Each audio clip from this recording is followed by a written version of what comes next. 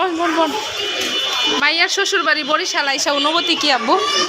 হ্যাঁ আব্বু, বরিশালের মিষ্টি এবং শ্বশুর বাড়ি আইয়া কেমন অনুভূতি? মিষ্টি খুব ভালো, মিষ্টি ঢাকার মিষ্টি ছিল বরিশালের মিষ্টি। শ্বশুর বাড়ি আয়া অনুভূতি কি? একমাত্র আদরের ছোট বোনের বিয়ে হয়েছে 7 বছর আগে। তার আল্লাহর রহমতে একটা কন্যা সন্তান হয়েছে, তারও বয়স 5 বছর হয়ে গেল।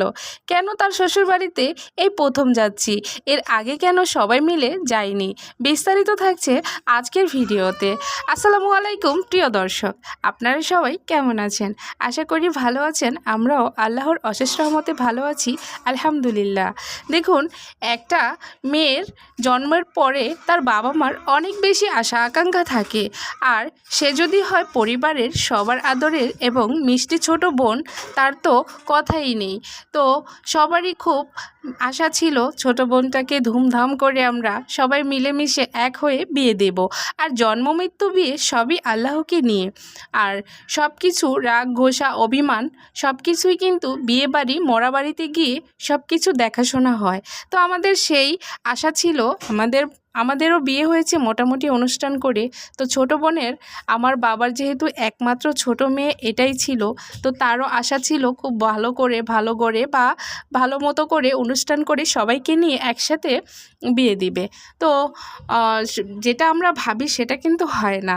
তো আমার বোন একমত, এটা লজ্জার কোনো বিষয় না। আমার বোন পছন্দ করে এক ছেলেকে, তো আমরা দোষটা আমাদের মেনে নেওয়া উচিত ছিল। সে অনেকবার বলেছে যে আমি এখানেই বিয়ে করতে চাই, যেহেতু সংসার করব আমাদের এটা ভাবা উচিত ছিল যে সংসার করবে ওর যেখানে পছন্দ সেখানে আমাদের দেওয়াটা উচিত ছিল। তো আমরা কি করি, পণ্ডিতি করে আরেক জায়গায় বিয়ে ঠিক করি। তো তার ভালোবাসার মানুষ তাকে নিয়ে চলে যায় বা ওখানে চলে যায়। তো তার শ্বশুরবাড়ির মানুষ সাথে সাথে মেনে নেয় বিষয়টা, তার শ্বশুরবাড়িতে নিয়েই ওকে উঠায়। কিন্তু আমাদের বাড়ির মানুষ মেনে নেয়নি, কারণ আমাদের খুব কষ্ট ছিল। আমরা 4টা বোন ছিলাম, আমার বাবা 3 বোনকে পছন্দ করে বিয়ে দিয়েছেন। তো তারও শখ ছিল ছোট মেয়েটাকেও তার পছন্দ অনুসারে বিয়ে দেওয়া, কিন্তু সেটা হয়নি। হয়তো বা ভাগ্যে ছিল না, বা আমাদের বোঝার কিছু ভুল ছিল। তো যাই হোক, ঘটনা ঘটার পরে সবাই আস্তে আস্তে মেনে নেয়। তো আমাদের মেনে নিতে নিতে 7 বছর হয়ে গেছে। তো এখন আমরা সবাই 3 বোন বুঝিয়ে সুঝিয়ে, 3 বোন বললে ভুল হবে, এক বোন তো মারা গিয়েছে। ওই যে 2টা ভাই একসাথে খেলা করলো, তার মা মারা গিয়েছে। একটা ছেলে একটা মেয়েকে রেখে, আমার ভিডিওতে আপনাদের বলেওছি।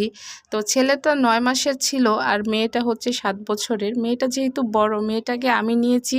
আর ছেলেটা, আমার ছেলে এবং আমার বোনের ছেলে একসাথে হয়েছে, যে 2টা বাচ্চা দেখলেন একসাথে খেলা করছে। তো ওরা এক সমবয়সী হয়ে গেছে। তো 2টা বাচ্চা আমার কাছে রাখা খুব টাফ হয়ে গেছে। তো বড় বোনকে, আমার ছোট বোনের ছেলেটাকে দিয়ে দিয়েছি, আর তার মেয়েটাকে আমি নিয়ে এসেছি। তো আমার এখন আল্লাহর রহমতে 2 ছেলে 1 মেয়ে, আর আমার বড় আপুর হচ্ছে 2 ছেলে 1 মেয়ে। তো যাই হোক, আপনারা সবাই দোয়া করবেন যেন আমার বোনের অবর্তমানে সন্তানগুলোকে আমরা মানুষ করতে পারি। তো দেখুন কত সুন্দর পদ্মা সেতু পার হচ্ছি, বোনের শ্বশুরবাড়ি যাচ্ছি সবাই মিলে একসাথে। আর বোনের শ্বশুরবাড়ি এই প্রথম যাচ্ছি, যেহেতু আমাদের ঢাকার বাইরে কোনো আত্মীয় স্বজন নেই। এই প্রথম আমাদের এরকম রাস্তাঘাট পার হওয়া, মানে দূরের রাস্তায় যাওয়া, কোনো দিন যাইনি হচ্ছে ঢাকার বাইরে। ওই দেখুন চর জেগেছে, পদ্মা নদীতে চর জেগেছে, ছোট্ট একটা অংশ জেগে উঠেছে।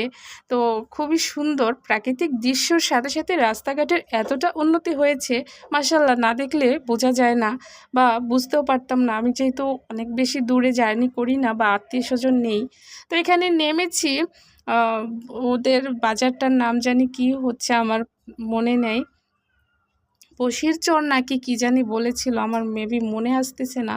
তো হচ্ছে এখান থেকে কিছু, যেহেতু আমরা নতুন বাড়িতে যাব, কোনো দিন যাইনি, ছোটো বোনের শ্বশুরবাড়ি বলে কথা, সেখান থেকে যা মানে ফর্মালিটি পালন করতে হয় সেগুলো পালন করা হচ্ছে।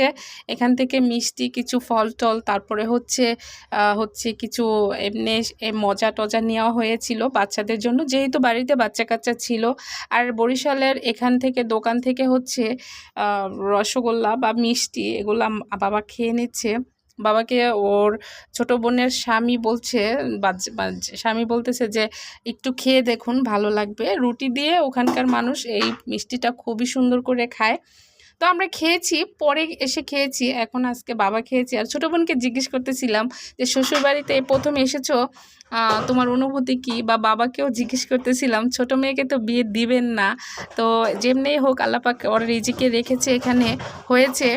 আমাদের যেহেতু ঢাকার বাইরে আত্মীয়স্বজন নেই, বরিশাল আমাদের কাছে অনেক বেশি দূরে, তো এত দূর মেয়েকে বিয়ে দিয়েছেন, অনুভূতি কি শ্বশুরবাড়িতে এসে? তো বাবা বলতেছে ভালো।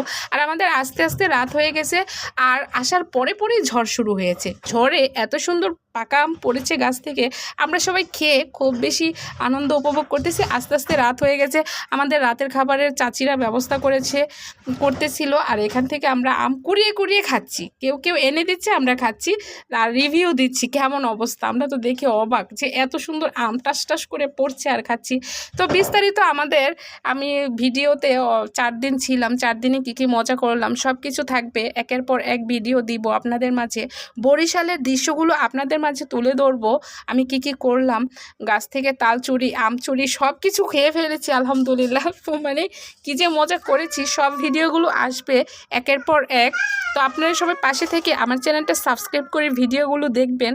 আর বরিশাল যারা যারা থাকেন বা যাদের বাড়ি, তারাও আমাকে কমেন্ট করে বলবেন যে কেমন হয়েছে ভিডিওগুলো। আমি তো খুব বেশি খুশি ছিলাম ফ্যামিলি মেম্বার নিয়ে ঢাকার বাইরে যাওয়া, আমার কাছে অনেক বেশি আনন্দের ছিল। মুহূর্তটা খুব বেশি আবেগময় ছিল, খুব বেশি স্মৃতিময় হয়ে থাকবে। আজকের ভিডিওটি এই পর্যন্তই। আল্লাহ হাফেজ।